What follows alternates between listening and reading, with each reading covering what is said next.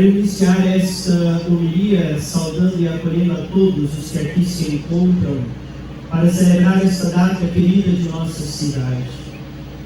Saúdo a senhora prefeita municipal, senhora Ana Paula Dourado, seu esposo João Orestes, os vereadores Flávio, Merson, Adelilson, ainda a pessoa da prefeita.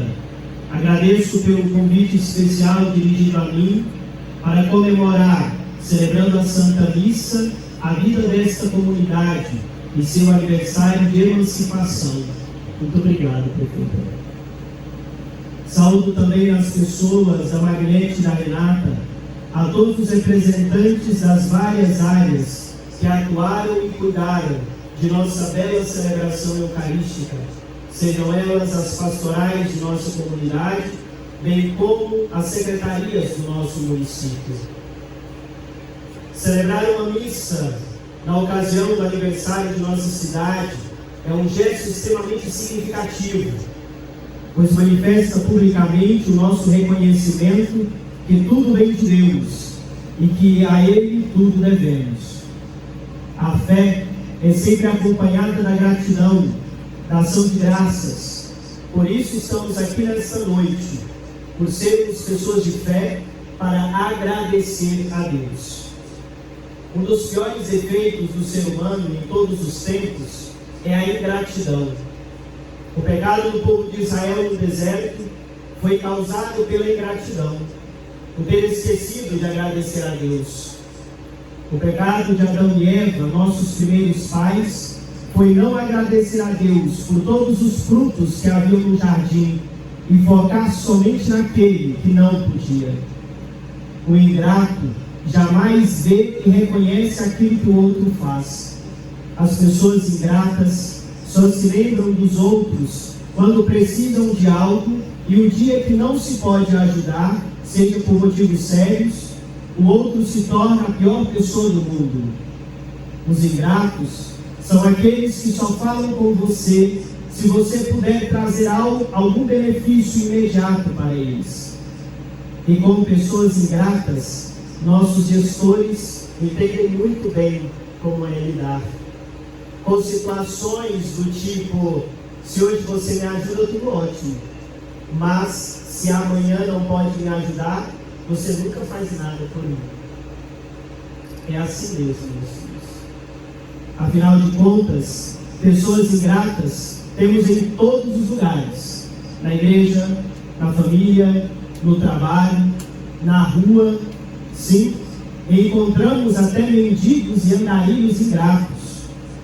Os ingratos só pensam em si, em levar vantagem, seja lá como for. Eles colocam suas necessidades pessoais sempre em primeiro plano e não sentem nenhum constrangimento com isso. Quem de nós já não passou pela situação de se doar, de abrir mão de nossos interesses pessoais, de nossos planos, para fazer algo de bom a alguém e não receber ao menos um muito obrigado? A ingratidão tem dois filhos: o orgulho e a falta de memória. Todo ingrato é orgulhoso e esquecido. Muitos ingratos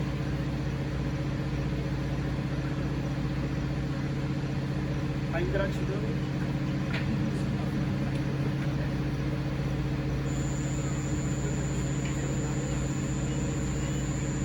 Todo ingrato é orgulhoso e esquecido. Muitos ingratos vão aparecer nas nossas vidas. Faz parte. Jesus fez tudo por todos e também enfrentou a ingratidão. Certa vez mandou 10 leprosos apresentarem-se ao sacerdote para cumprir o mandamento da lei. E enquanto iam, foram curados por Deus.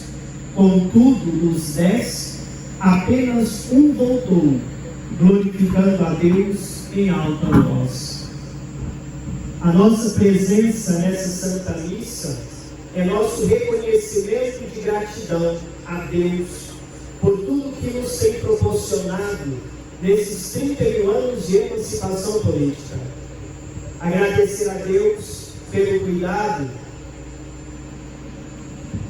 que Ele mesmo teve com a nossa cidade, mesmo antes de ser município, desde quando os nossos pioneiros que vieram de Martinópolis para essas terras, à procura de uma vida melhor e mais confortável. Gratidão a estes que primeiro aqui chegaram. Heleno, que instalou o primeiro mercadinho local, junto com ele veio o senhor Sebastião Pereira César, que também abriu um pequeno comércio e deixou sob os cuidados de seu irmão Antônio Pereira César. Depois foram chegando José Pereira César, pai de Dona Nena, o famoso Zezinho Rezador, o senhor Alberto José da Silva, Dona Joana Maria de Jesus, mãe de Dona Rosa, Antônio Pereira da Silva, Manuel Batista da Silva, conhecido como Manuel Badu, que quando chegaram foram morar na beira da cerca das terras, que tinham como donos Antônio Ribeiro da Silva, conhecido como Antônio Baiano, e Paulo José Caetano, conhecido como Paulo Baiano. E todas essas pessoas juntas escreveram as primeiras páginas de nossa bela cidade, que hoje é motivo de orgulho para todos nós. E por isso, nossa gratidão a Deus e a todos que no passado colaboraram e aos que hoje colaboram, cada um a seu modo, com o crescimento e a história de nosso município. Bem sabemos que as instituições costumam ser criadas e organizadas através de um decreto. Um decreto cria um município, desmembra um estado, promulga leis, dentre outras coisas. No Evangelho de Mateus, capítulo 16, há uma espécie de decreto de Jesus Cristo criando sua igreja, um decreto oral. Neste decreto, o Senhor habilita Pedro como fundamento visível de sua comunidade de fé. E eu te declaro, tu és Pedro, e sobre essa pedra edificarei a minha igreja, e as portas do inferno não prevalecerão contra ela. Eu te darei as chaves do reino dos céus. Tudo que ligares na terra será ligado nos céus, e tudo que desligares na terra será desligado nos céus. Jesus previu o seu retorno ao Pai, e antes disso, quis deixar uma autoridade humana para confirmar os irmãos na fé, dizendo: Simão, filho de Jonas, tu me amas? Apacenta as minhas ovelhas. Jesus coloca um homem à frente da igreja, que ele mesmo estava fundando, certamente pela preocupação com a unidade, a comunhão da doutrina e a organização dessa instituição. Todo grupo humano precisa ter uma cabeça visível para manter a sua ordem e integridade, e que assuma a responsabilidade nas horas de glórias e de crises, mas também que seja respeitada pelos governados. Com a partida de Jesus Cristo ao céu, a liderança da fé cristã é assumida por Pedro. Isso pode ser constatado em várias passagens bíblicas, de modo especial nos Atos dos Apóstolos, capítulo 15, quando ele realiza o primeiro concílio e dá determinações de fé, acolhendo os pagãos da comunidade, sem que tivessem que passar pelo judaísmo. No dia 26 de abril, há 31 anos passados, Buritinópolis recebia também seu decreto de fundação como município. Essa autonomia lhe conferia um espaço territorial, constituía os poderes próprios e necessários, legislativo, executivo e judiciário. Se foram 30 anos, quanta coisa nosso município passou nessas 3 décadas. Enchentes, mortes brutais e dolorosas que ficaram na memória de nosso povo. Também a partida deste mundo de pessoas tão queridas de nossa cidade: Dona Maria Teixeira, o senhor Bernardino Correia, Assi Batista, José Pereira dos Santos, seu Altino, Dona Ruzu, mãe de Adãozinho, seu Juscelino, e muitos outros que passaram em nossas vidas e que muitos de nós lembramos com tanto carinho. Mas nesses 31 anos, não foram somente dor, tivemos muitas alegrias. As festas juninas de 3 dias, como vocês contam com tanta saudade, a festa de rodeio com a escolha da rainha, os desfiles das escolas que aconteciam desde a época que não se tinha asfalto na avenida e se misturava com a simples alegria e sorriso, o pó da poeira que subia a cada pisada, a cada marchada. Mas isso não incomodava, eram tempos alegres. Quem aqui desfilou na época que não tinha asfalto? Levanta a mão. Ah, o padre viu umas fotos de vocês. Eles estavam um pouco diferentes, hein? Eita, tempo bom. Ainda tivemos a alegria da construção de nossa capela e depois de tantos anos, a tão sonhada e esperada criação da paróquia São Francisco Xavier. E essa semana, quanta coisa boa aconteceu em ocasião do aniversário de nossa cidade. A primeira cavalgada, a ação comunitária, a inauguração do Centro de Eventos Elias Pereira da Silva, a inauguração da quadra de esportes coberta Assi Batista, e daqui a pouco, após a missa, a entrega de uma ambulância. Quanta coisa, que alegria! Enfim, o jardim da história de nosso município foi regado com água das lágrimas, mas também com a água da alegria. E é assim a nossa vida. Nesses 31 anos, já se passaram em nosso município 4 prefeitos e inúmeros vereadores, cada qual com sua qualidade, cada qual escrevendo sua história em nossa cidade. E atualmente, pelo 2º mandato consecutivo, temos como prefeita Ana Paula. E nesse momento, a ela direciono algumas palavras. Filha, já dizia o filósofo Platão, o bom governante é dotado de virtudes morais, especialmente a coragem, a temperança, a sabedoria e a justiça. Como cristãos que somos, acrescento a fé nesta lista. Nesta missa, eu peço a Deus pela intercessão de Nossa Senhora de Fátima e São Francisco Xavier, justamente essas virtudes a ti e a todos que estão à sua volta: a coragem, a temperança, a sabedoria, a justiça e principalmente a fé. Seja fiel a essa vocação para o serviço público que o Senhor lhe chamou. Sabemos que para se engajar na política e não se deixar corromper, é preciso coragem, integridade e amor à verdade. Faça sempre a opção pela verdade todos os dias, mesmo em meio a tantas oportunidades e sugestões que vão contrárias a essas virtudes.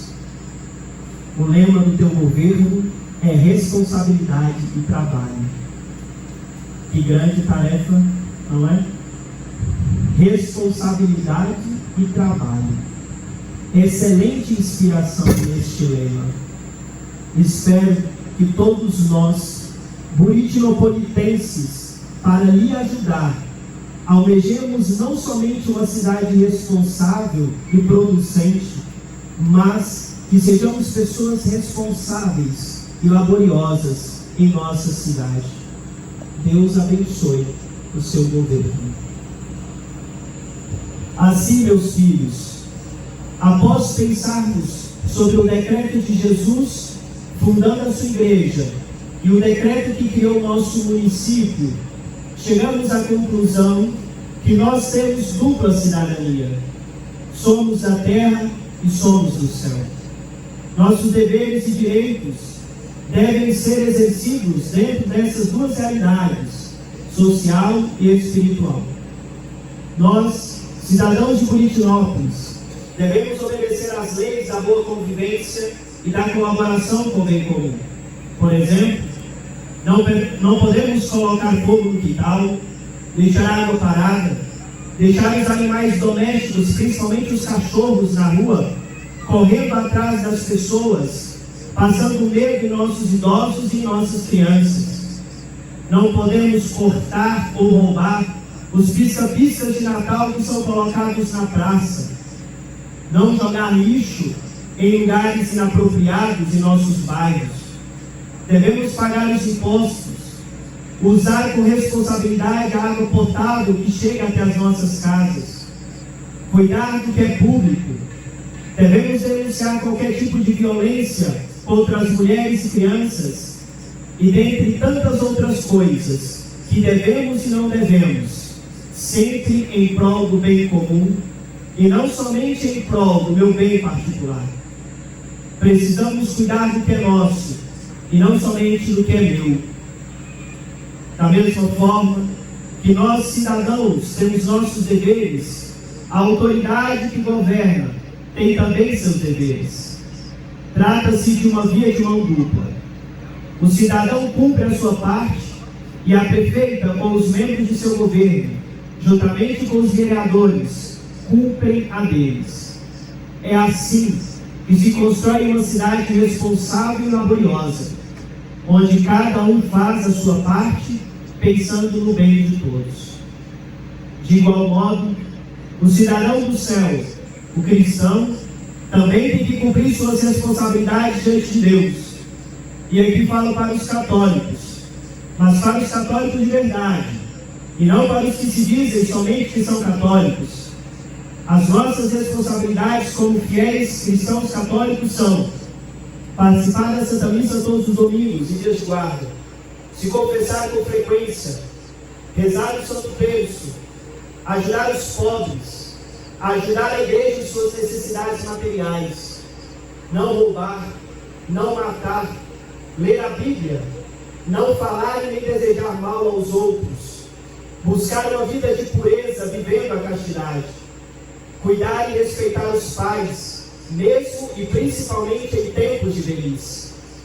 Dessa forma, o católico cumprindo com essas responsabilidades, crescerá na fé e no conhecimento de Jesus Cristo, e no derradeiro dia receberá a coroa da justiça que o Senhor justo juiz nos dará. Hoje, queremos reconhecer e afirmar publicamente o fato de que a raiz desta cidade está inseparavelmente unida aos valores religiosos, pois junto com os pioneiros que aqui já foram citados, veio a fé, a religiosidade. Como não lembrar as palavras do Salmo 126 que nos diz: se o Senhor não edificar a casa, em vão trabalharão os que as constroem. Se o Senhor não guardar a cidade, inutilmente vigiam as sentinelas. De fato, muitos bons construtores e construtoras trabalharam aqui com competência, sabedoria e dedicação. E o Senhor abençoou os seus esforços. Se hoje temos uma cidade próspera e amadurecida, povo pacífico e respeitoso, foi graças à experiência religiosa de nosso povo, que nunca se separou dos rumos de nossa cidade. Desde o início de sua gestão, a prefeita Ana Paula faz questão de colocar dentro da programação das festividades do aniversário da cidade este momento de oração e agradecimento a Deus por mais um ano. Graças a Deus, temos uma prefeita temente a Deus, que pensa na religiosidade do seu povo. Por mais que o Estado considerado laico, não podemos esquecer que ele é composto por um povo religioso, um povo de fé. A igreja e a política, bem sabemos, são âmbitos distintos, embora não são separados, pois o homem religioso e o cidadão se misturam na mesma pessoa, que é chamada a cumprir tanto os seus deveres religiosos quanto os seus deveres sociais e políticos. Sem adentrar no mérito de alguns que usam da religião para tirar proveito pessoal, o certo é que, independente da denominação religiosa, As igrejas têm um papel fundamental na estruturação de uma sociedade. Não é possível ser cristão e não ser um bom cidadão. Diante de Deus, somos todos seus filhos sem distinção. Ser bom cidadão é praticar seus ensinamentos diariamente.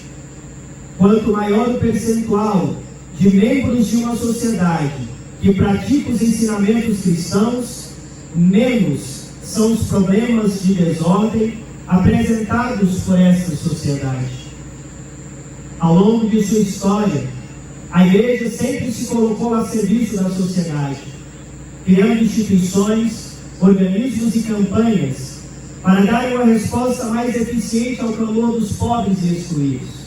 Asilos, orfanatos, hospitais, escolas, universidades, cemitérios, entre outros. Atualmente, a Igreja Católica se coloca a serviço da sociedade por meio das pastorais sociais, da criança, carcerária, sobriedade, caridade, dos enfermos, da esperança, da pessoa idosa, do povo de rua, da AIDS, da mulher marginalizada, enfim. Por meio das pastorais e movimentos sociais, a Igreja expressa seu cuidado com as pessoas excluídas e injustiçadas. Assim, podemos afirmar com toda segurança: a Igreja, a fé, são necessárias para uma sociedade saudável. É impressionante a falta de bom senso por parte de algumas pessoas que não são católicas ou são católicas pagãs, não buscam viver o Evangelho, nunca vão a uma igreja e se acham no direito de cobrar uma reforma doutrinária da Igreja Católica. Pessoas que não entendem nada de igreja, nem de gente, querem até reescrever a Bíblia. Sim, tem uma aí que diz que a Bíblia precisa ser reescrita. Quanta estupidez, meu Deus! A essa pessoa está faltando uma boa trouxa de roupa para lavar dos seus baixinhos. É engraçado, querer reescrever o Alcorão, ninguém quer. Por que será? Porque, afinal de contas, a rainha sabe onde afia as unhas, não é? Cuidado, meus filhos, em acolher essas mentiras, vindas como verdades em uma nave, para te levar a uma lua de cristal, e lá te enganar, roubar, matar, destruir e, por fim, te levar para o inferno. A Igreja é sim regulamentada também pela Sagrada Escritura. Ela não está, desde agora, fazendo oposição ao aborto, à eutanásia, à ideologia de gênero nas escolas, apenas continua ensinando a seus fiéis o que sempre professou: a verdade em e de Jesus Cristo. A Igreja está a favor da vida, está a favor da família, e isso tudo à luz da Sagrada Escritura, do Sagrado Magistério e da Sagrada Tradição. Não há nada de novo aqui. Ninguém é obrigado a ser católico. Somente o católico deve obedecer aos dogmas da Igreja Católica. E quem obedece, faz por uma decisão pessoal. O discurso por parte daqueles que cobram uma mudança urgente na Igreja tem como principal argumento o fato de estarmos no século XXI. E daí? Continue com suas opções e filosofias de vida. A Igreja segue no mesmo eixo desde a sua fundação, há 2000 anos. Agora a pessoa nasce na década de 60 e acha que entende alguma coisa sobre a Bíblia. A Igreja sempre foi e será inclusiva. Isso não pode ser confundido com abrir mão de seus credos e valores por causa da pressão daqueles que querem viver seus pecados com a consciência tranquila. Jesus, em sua época, não chamou ninguém para dar opinião sobre nada. Ele nunca perguntou o que eles achavam disso ou daquilo, se concordavam com isso ou aquilo. mas que tão simplesmente convidou. Escutaram? Jesus convidou, não obrigou. Vem quem quer, e se vier, negue-se a si mesmo, tome sua cruz e siga. A igreja segue os ensinos de Cristo e só. Uma coisa é modernizar a igreja, outra coisa é mundanizar. E é justamente isso que querem fazer com a igreja, mundanizá-la. Mas sabem o que Jesus diz sobre isso? As portas do inferno não prevalecerão contra ela. Nestes mais de 2000 anos, a igreja foi responsável pela fundação das universidades, dos hospitais e de inúmeras contribuições para que a sociedade se desenvolvesse ao ponto que chegamos hoje. Ao longo da história, muitos sacerdotes e bispos fizeram grandes descobertas científicas. Por exemplo, Nicolau Copérnico, que todos nós já estudamos, o pai da teoria heliocêntrica e da astronomia moderna, além de ser jurista, político, líder militar, diplomata e economista, ele era padre. Para o conhecimento dos nossos músicos, que estão cantando belamente nesta Santa Missa, um dos responsáveis pelo sistema de notação musical moderna e que criou o tetragrama e batizou as notas musicais foi um monge católico medieval, Quito da Erzo. E é claro, as obras de caridade não poderiam ficar de fora da vida da igreja, pois elas estão presentes desde a sua fundação. Como é importante a presença da igreja na sociedade. Só para termos uma ideia, se as instituições católicas saíssem da África, 60% das escolas e hospitais gratuitos deixariam de existir naquele continente. 60%, meus filhos. Entre os santos mais conhecidos da igreja, temos aqueles que tiveram ligados a grandes obras de caridade, como Irmã Santa Dulce e a criação do hospital para os pobres, que inclusive a escola estadual de nossa cidade tem o privilégio de receber seu nome, Irmã Dulce. Temos ainda a ganhadora do Prêmio Nobel da Paz, Santa Teresa de Calcutá. São Vicente de Paulo, que é o padroeiro das associações de caridade, e milhares de outros santos e beatos da igreja, que dedicaram a sua vida a ajudar os mais necessitados. Para nós cristãos, a caridade perfeita é amar a Deus sobre todas as coisas e ao próximo como a nós mesmos. A caridade para com os outros é consequência do amor a Deus.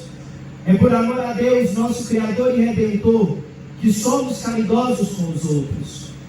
Quando São Paulo perseguiu os cristãos, Jesus não lhe perguntou por que ele perseguia os cristãos, e sim o porquê que ele o perseguia. Saulo, Saulo, por que me persegues? É o próprio Jesus que está preso, doente, nu, faminto, desabrigado, deprimido, angustiado, sofrendo como ovelha sem pastor, esperando a nossa caridade.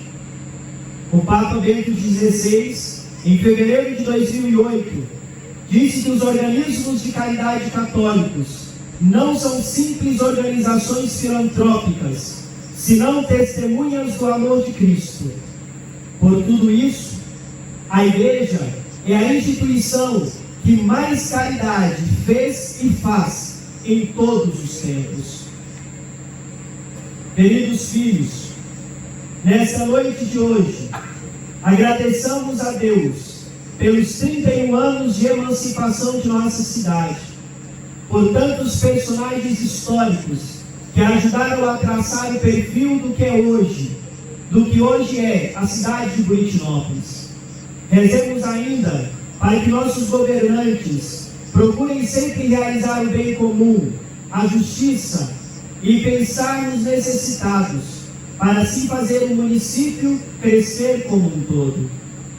Concluo essa homilia com esse importante ensinamento da Igreja, que procede da Sagrada Escritura. Ensinamento esse para o padre, para cada um de nós, cidadãos de Buritinópolis, para os nossos vereadores, para a nossa prefeita, que o ser humano somente se realiza e é feliz quando ele pensa no melhor para o outro. Porque quando aprendemos a dividir nossa vida com o outro, como o próprio Deus nos diz, pois todas as vezes que fizestes isso, a um dos menores de meus irmãos, foi a mim que o fizestes. Que Deus abençoe abundantemente o presente e o futuro de Buritinópolis. Que seu padroeiro São Francisco Xavier continue intercedendo, suplicando a paz e a prosperidade para nós, seus habitantes. Parabéns, minha querida Buritinópolis.